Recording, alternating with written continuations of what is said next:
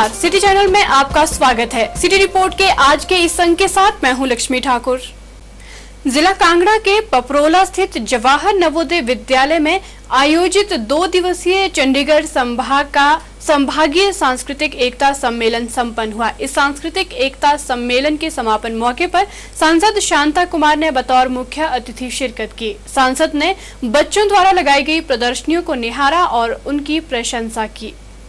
जिला कांगड़ा के बैजनाथ के जवाहर नवोदय विद्यालय पपरोला में चंडीगढ़ संभाग का 2 दिवसीय संभागीय सांस्कृतिक एकता सम्मेलन संपन्न हुआ। इस सम्मेलन में पंजाब, जम्मू कश्मीर, चंडीगढ़ और हिमाचल प्रदेश के लगभग 20 नवोदय विद्यालयों से लगभग 400 छात्र छात्राओं ने भाग लिया और हर विद्यालयों से आए बच्चों ने 2 से 4 पेंटिंग व अन्य कलाकृतियां प्रदर्शित की। समापन समारोह में सांसद शांता कुमार ने बतौर मुख्य अतिथि शिरकत की। एक विशेष काम के लिए आदरणीय प्रधानमंत्री जी को मिलने वाला, मैंने डायरी में लिखा, मैं ये बात कहूंगा, यदि शिक्षा का स्तर ऐसा है तो आने वाला मेरा भारत कैसा होगा। चिंता व्यक्त करूंगा वहां मैं आपके इस संगठन के इस बढ़िया स्तर की भी चर्चा करूंगा और ये कहूंगा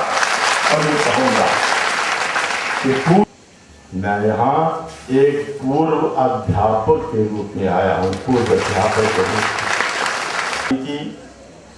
मैं जिस प्रकार की गाड़ी वो चाहते हैं, शायद महिंद्रा की, उस सांसद जी से उनको देने के लिए 10 लाख रुपए का चीज घोषणा करता।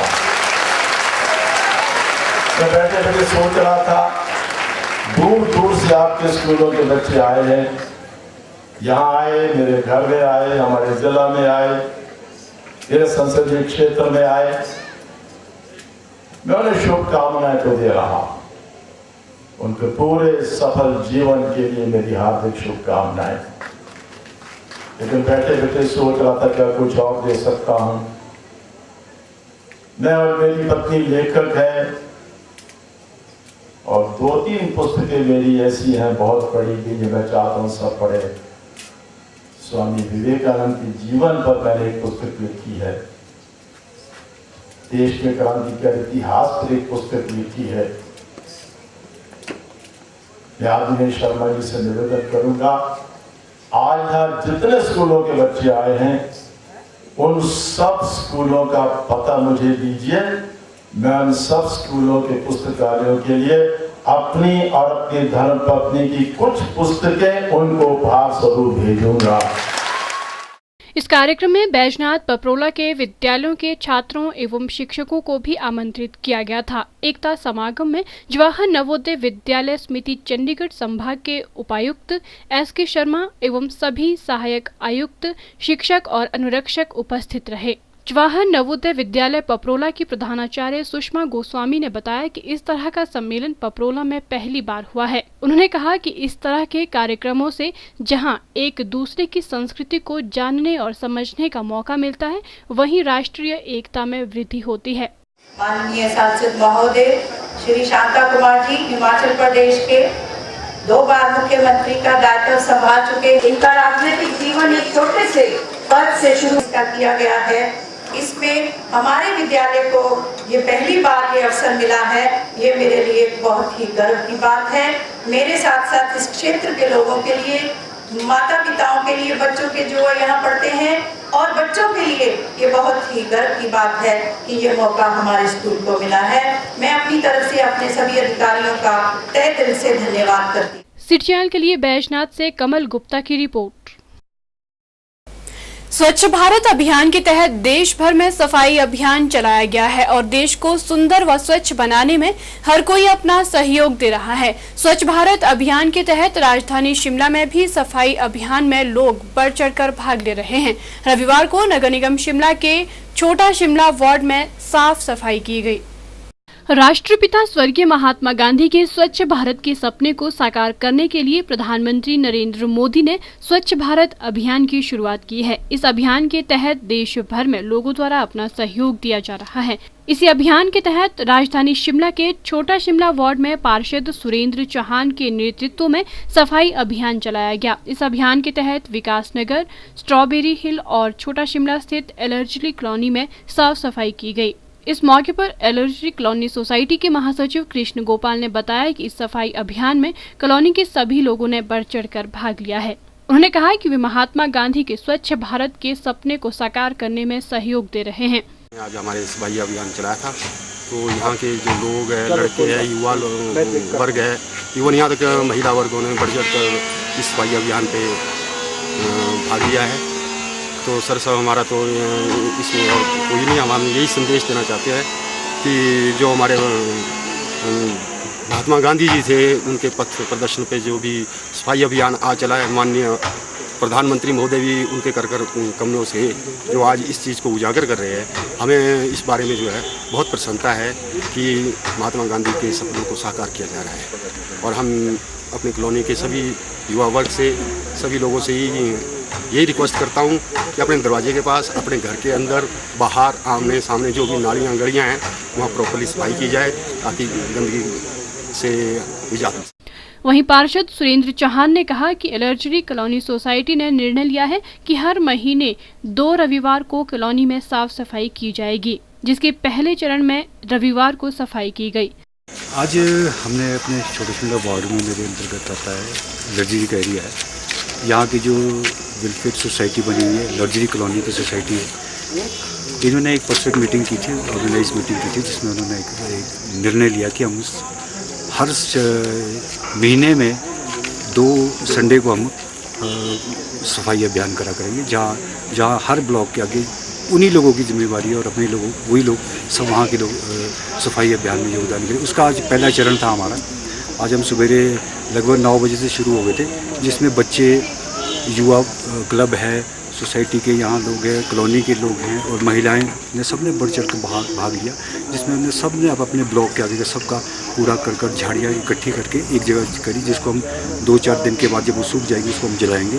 और मैंने PWD वालों से भी रिक्वेस्ट की थी, क्योंकि एरिया PWD के अंडर आता है, उनके जी भी आए थे आज, और मैंने उनसे भी रिक्वेस्ट की थी कि कल से वो सुबह या स्वीपिंग का काम भी करेंगे, जो उसका झाड़ियाँ काट ले और दूसरे से कूड़ा करकर इकट्ठा हो गया हुआ है उसको साफ़ सफाई करें।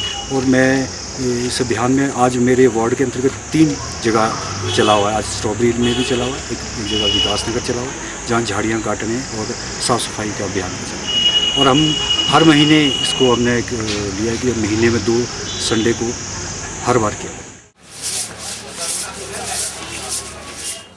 प्रधानमंत्री नरेंद्र मोदी द्वारा आरंभ किए गए स्वच्छ भारत अभियान के तहत देश भर में सफाई अभियान आयोजित किए जा रहे हैं। वहीं राजधानी शिमला में भी इस सफाई अभियान के अंतर्गत छोटा शिमला वार्ड में एक सफाई अभियान चलाया गया, जिसमें लोगों ने बढ़ चढ़कर भाग लिया। कैमरामैन विक्रम कुमार के साथ मैं लक्ष्मी ठाकुर, सिटी चैनल शिमला। पहाड़ों की रानी शिमला की भौगोलिक स्थिति कुछ ऐसी है कि शहर के अनेक स्थानों पर चांद काफी देर से नजर आता है। शनिवार को करवा चौथ के मौके पर चांद के दीदार को तरसती निगाहें इसकी पहली झलक पाने के लिए शिमला के रिज मैदान पर पहुंची। यहां पर चांद सबसे पहले नजर आता है। जाखू की पहाड़ियों के पीछे से निकलते चांद की शोभा ही अलग है। करवा चौथ का दिन महिलाओं के लिए विशेष होता है। पति की लंबी उम्र के लिए दिन भर भूखा प्यासा रहकर महिलाएं इस व्रत को पूरा करती है। करवा चौथ के व्रत को तोड़ने के लिए सैकड़ों सुहागिनें रिज मैदान पर पहुंची। सुहागिनों ने अपने व्रत को विधिवत रूप से पूरा किया और पति की लंबी आयु की कामना की। रिज पर स्थानीय लोगों के साथ साथ कई पर्यटक जोड़े भी उपस्थित रहे। करवा चौथ के चांद का दीदार शनिवार रात 8:20 पर हुआ। रिज मैदान से स्कैंडल पॉइंट तक खड़ी सुहागिनों ने चांद को अर्घ देकर अपने पति के हाथों से पानी पीकर व्रत तोड़ा और भगवान से मन, वचन और कर्म से जन्म जन्मों का साथ मांगा। सुहागिनों ने सुबह तारों की छांव में उठकर पर्व की पहली रस्म सरगी खाकर निभाई। इसके बाद दिन भर श्रृंगार कर अपने पति की लंबी उम्र की कामना को लेकर निराहार व निर्जल रहकर व्रत किया। मेरा चांद मुझे आया है नजर, मेरा चांद मुझे आया है नजर।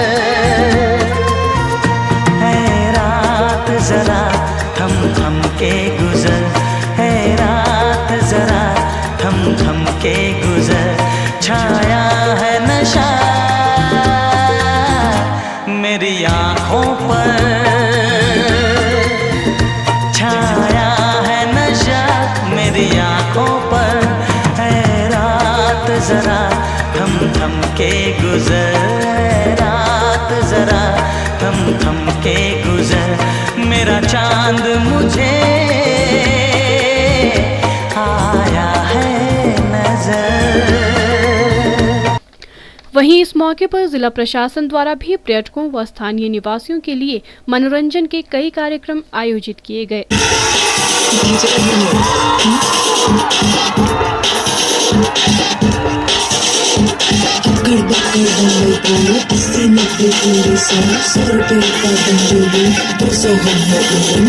फिर क्यों मैं तू कर रहे तू मुझे से ऊंचा बंदा पोटी पे बैठे नंगा, फिर काहे की सोसाइटी साली काहे का पाखंडा, जैसे सिटी चैनल से बात करते हुए महिलाओं ने कहा कि उन्होंने ये व्रत अपने पति की लंबी आयु व सुख समृद्धि के लिए रखा है। उन्होंने कहा कि वे ये व्रत हर वर्ष रखते हैं। बहुत ज़रूरी है सर, ये हर किसी को करना चाहिए अपने पति की लंबी उम्र के लिए, बहुत ज़रूरी है। वेट कर रहे इतनी देर से पूरा दिन प्यासे रह के, और अच्छा है, बहुत ज़्यादा रश है। और सबसे बड़ी बात है, बहुत अच्छा है कि शिमला के तरफ से एक प्रोग्राम भी ऑर्गेनाइज किया है जिसमें लोग पार्ट्स भी ले रहे हैं, और अच्छा भी लग रहा है हम लोगों को, क्योंकि पहले ये चीज़ें नहीं होती थी। अब जब स्टार्ट हुआ है तो बहुत अच्छा लग रहा है, हर एक चीज़ नए तरीके से हो रही है यहाँ पर, तो बहुत अच्छा लग रहा है। और मेरा ये तो मेरे हस्बैंड के साथ पहला करवा चौथ है क्योंकि आज तक मेरे हस्बैंड आर्मी में, तो अभी तक कभी भी टाइम नहीं लगा, क्योंकि इन लोगों को हमेशा ड्यूटी पे रहना पड़ता है। कभी भी टाइम है, फर्स्ट टाइम है कि मैं अपने हस्बैंड के साथ करवा चौथ है। बस अपनी पति की लंबी आयु के लिए और सुख समृद्धि के लिए ये व्रत रखती हूँ। और हमने कोई भी कभी भी मिस नहीं किया। छोटे छोटे बच्चे थे, उनको हम गोदी में उठा के इधर आया करते थे हमेशा। लाल पानी से आते थे हम, और स्कैंडल पॉइंट पे ही देते थे। ये पहली बार है जब यहाँ खड़ी होके दे रही हूँ। हाँ जी, बिल्कुल उत्सव का माहौल होता है, और सब जो कभी मिले भी नहीं होते एक दूसरे से यहाँ आके गले मिलते हैं। और बड़े बड़े दिनों के बाद जिनको देखा नहीं होता है, कहीं वो आते हैं टूटू से, कहीं बालूगंज से, कहीं समर हिल से, कहीं विकास नगर से, न्यू शिमला से, सब लोग इधर आते हैं और इस माहौल उत्सव जैसे माहौल का एंजॉय करते हैं। अच्छा लग रहा है, हर साल यहीं आते हैं, लेकिन इस बार चांद लेट हो गया, इसलिए थोड़ी ठंड लग रही है, बट बहुत अच्छा लग रहा है। इतने सारे लोग, इतने सारा बहुत कुछ, बहुत ही अच्छा लग रहा है। इस अवसर पर कोई अप्रिय घटना न हो, इसके लिए पुलिस प्रशासन ने भी पुख्ता इंतजाम किए थे। हमने यूनिफॉर्म के आदमी लगाए हैं, उससे ज़्यादा हम लोगों ने सीवीज़ में लगाए हैं, ताकि जो भी यहाँ पे कपल्स आएंगे उनकी सुरक्षा किया जा सके। तकरीबन जितने भी एंट्री पॉइंट्स हैं उसको चेक पॉइंट बनाने के बाद वहाँ पे चेक करके आदमियों को भेजा जा रहा है, उनके ऊपर सर्विलांस रखा गया है। इनफैक्ट में क्या है कि जब ये त्योहारों का सीज़न शुरू होता है तो काफ़ी संवेदनशील हो जाता है, क्योंकि भीड़ बहुत ज़्यादा इकट्ठी हो जाती है और बहुत अनसोशल एलिमेंट्स यहाँ पे आते हैं। उनसे बचाने के लिए हम लोगों ने क्या किया कि हमारा जो इंफॉर्मेशन नेटवर्क है उसको सुदृढ़ किया है। करवा चौथ का त्यौहार जहाँ शनिवार को पूरे देश में मनाया गया, वहीं राजधानी शिमला में भी महिलाओं ने इस त्यौहार को बड़े हर्षोल्लास के साथ मनाया। इस दिन महिलाओं ने पूरे दिन भूखे प्यासे रहकर अपने पति की लंबी उम्र की कामना की। कैमरा पर्सन विक्रम कुमार के साथ अनिश चौहान, सिटी चैनल शिमला। जनजातीय जिला किन्नौर अपने पारंपरिक उत्सव और वेशभूषा के साथ साथ स्थानीय व्यंजनों के लिए भी मशहूर होने लगा है। किन्नौर जिला के स्थानीय उत्पादों से बने पकवान विश्व में उत्तम व्यंजनों में शुमार हो रहे हैं। ये पारंपरिक और विलुप्त प्राय व्यंजन न केवल खाने के लिए स्वादिष्ट होते हैं, बल्कि इनमें औषधीय गुणों की भी भरमार रहती है। हिमाचल प्रदेश का किन्नौर जिला समृद्ध परंपरा के कारण न केवल प्रदेश में बल्कि पूरे देश में अलग पहचान बनाए हैं। यहाँ की वेशभूषा, नाच गान अद्भुत और आकर्षक है। समय के साथ साथ यहाँ की पारंपरिक फसलों से बने पकवान भी देश विदेश में जगह बनाने लगे हैं। मेलों और त्योहारों में यहाँ के लोग, खासकर महिलाएं, स्थानीय व्यंजनों को परोसकर अच्छा पैसा कमाती हैं। ये पारंपरिक और विलुप्त प्राय व्यंजन न केवल खाने के लिए स्वादिष्ट होते हैं बल्कि इनमें औषधीय गुणों की भी भरमार होती है। ओगरा और फाफड़ा के बने चिलते, जौ से बना सत्तू, पहाड़ी खुमानी से बने चुल फॉन्टिंग, ककड़ी गुट्टी से रेमो दुक्ती आदि अनेकों पकवान बनाए जाते हैं। किन्नौर के सांगला में फुलियाज उत्सव में इन स्थानीय पकवानों की धूम रही। स्थानीय लोगों का कहना है कि ये पकवान विश्व में सर्वोत्तम जैविक खाद्य में शुमार हो रहे हैं। विद्याचंद ने बताया कि सांगला वैली वालों ने पारंपरिक फसलों से स्थानीय व्यंजन बनाना आरंभ किया है। यहाँ के व्यंजन दुनिया के सर्वोत्तम व्यंजनों में शुमार हो रहे हैं। इसकी मांग तेजी से बढ़ रही है। हमने पूरे सांगला वैली वालों ने ये किन्नौरी जो फूड है, खाना, इसको साइंटिफिक रिसर्च हुआ है, ये दुनिया का सबसे टॉप मेडिसिन खाने में आता है।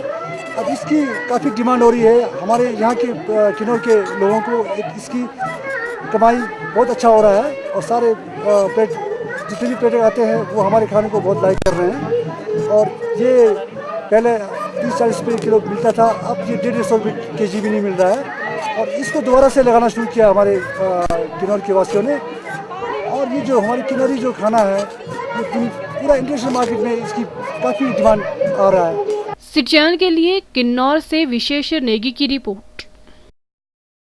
विश्व जागृति मिशन द्वारा समय समय पर विभिन्न सामाजिक व धार्मिक कार्य आयोजित किए जाते हैं। इसी कड़ी में विश्व जागृति मिशन शिमला मंडल द्वारा शिमला के फिंगास एस्टेट स्थित आश्रम में एक कलश यात्रा निकाली गई और विशाल सत्संग का भी आयोजन किया गया, जिसमें भजन कीर्तन से माहौल भक्ति में रहा। विश्व जागृति मिशन शिमला मंडल द्वारा शिमला के फिंगास एस्टेट स्थित विश्व जागृति मिशन के नवनिर्मित मंदिर में महीने के दूसरे रविवार को विशाल सत्संग का आयोजन किया जाता है। इस रविवार 12 अक्टूबर को भी विश्व जागृति मिशन शिमला मंडल द्वारा सत्संग का आयोजन किया गया। साथ ही कलश स्थापित भी किया गया। ये कलश आनंद धाम आश्रम नई दिल्ली में आयोजित 108 कुंडीय यज्ञ से पूजित है। इस मौके पर मिशन के सदस्यों ने भजन कीर्तन का भी आयोजन किया। विश्व जागृति मिशन शिमला मंडल के प्रधान हरिचंद्र गुप्ता ने कहा कि आनंद धाम आश्रम नई दिल्ली में 108 कुंडीय यज्ञ का आयोजन किया गया, जिसमें पूजित कलश और श्रीयंत्र शिमला आश्रम लाए गए, जहां पर श्रीयंत्र श्रद्धालुओं को प्रदान किए गए। 4 अक्टूबर से 8 अक्टूबर तक आनंद धाम आश्रम नई दिल्ली में 108 कुंडीय यज्ञ का आयोजन किया गया। 108 कुंड बने थे और हजारों श्रद्धालु कुंड में बैठ करके हवन कर रहे थे। वहाँ का जो कार्यक्रम था, इतनी खुशहाली, इतनी खुशबू और कितना आनंद आ रहा था, और महाराज जी सामने बैठे थे, बहुत ही आनंद आया। वहाँ से महाराज श्री ने शिमला मंडल के भक्तजनों के लिए यज्ञ में पूजित कलश और श्रीयंत्र प्रदान किए, जिनको लेकर के मैं यहाँ शिमला विश्व जागृति मिशन नवनिर्मित भवन में पहुँचा हूँ। और आज भक्तजनों को ये श्रीयंत्र वितरण किए जाएंगे। विश्व जागृति मिशन द्वारा विश्व भर में सामाजिक और धार्मिक कार्यों में एक अहम भूमिका निभाई जा रही है। वहीं विश्व जागृति मिशन शिमला मंडल द्वारा भी समय समय पर कई कार्यक्रम आयोजित किए जाते हैं। मिशन द्वारा महीने के हर दूसरे रविवार को विशाल सत्संग का आयोजन किया जाता है।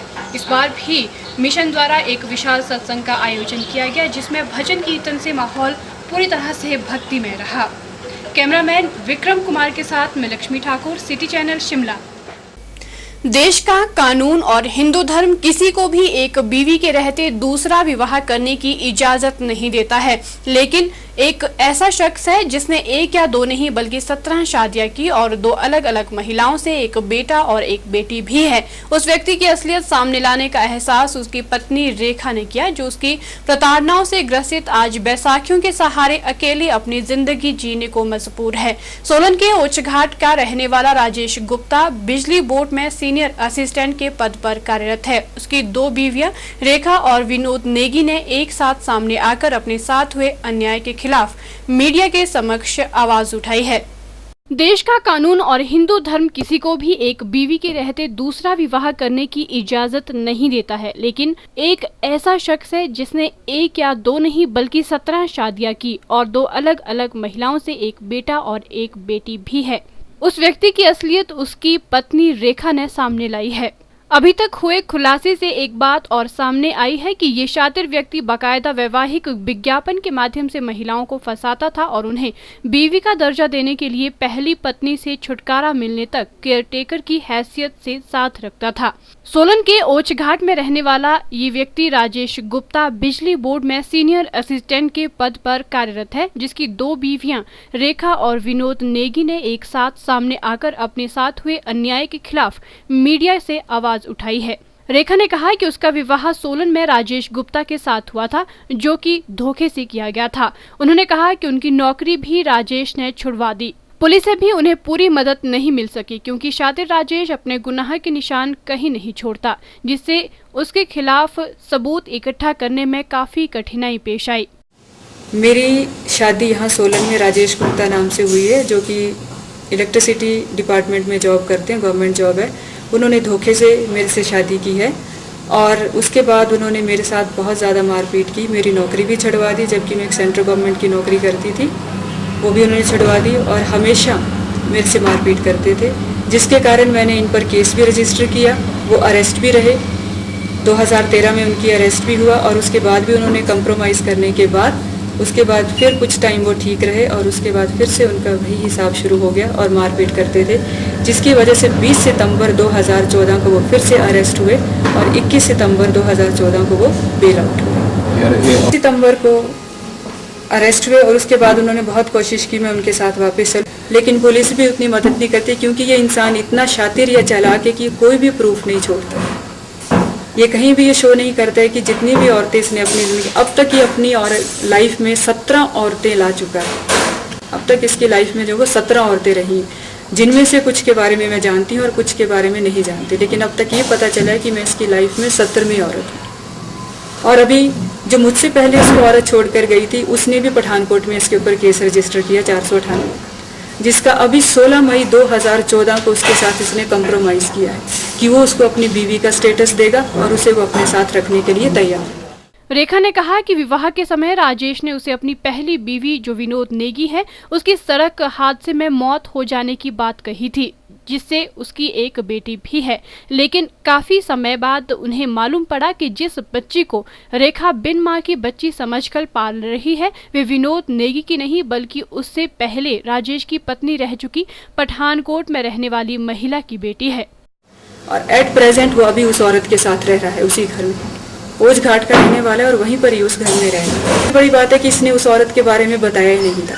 इसने जिस औरत के बारे में हमें बताया था कि वो इसकी वाइफ है, वो विनोद नेगी थी और वो किन्नौर से हैं और एट प्रेजेंट वो गवर्नमेंट जॉब करती हैं सोलन में। उनके बारे में बताया था कि उनकी एक्सीडेंट में डेथ हो गई है और इसकी जब उनकी वाइफ की डेथ हुई है तो इसकी बेटी 1.5-2 साल की थी, लेकिन वो सब झूठ था। असल में वो बेटी उस औरत की थी जो पठानकोट से बिलोंग करती है और वो इसको छोड़कर चली गई थी। 12 अगस्त 2012 को वो औरत इसको छोड़कर चली गई थी और अब 2-2.5 साल के बाद वो उस औरत को वापस ला रहे हैं। उसके साथ कंप्रोमाइज़ किया कि मैं तुझे बीवी का दर्जा दूंगा, बीवी का स्टेटस दूंगा। हम तीनों यानी कि ये, वो, उस औरत और इसका बच्चा, ये तीनों मिलकर साथ रहेंगे। कि ऐसा इंसान है और इतना सब कुछ करने के बाद भी ये इंसान अभी भी एक जॉब में बना हुआ है, गवर्नमेंट जॉब कर रहा है।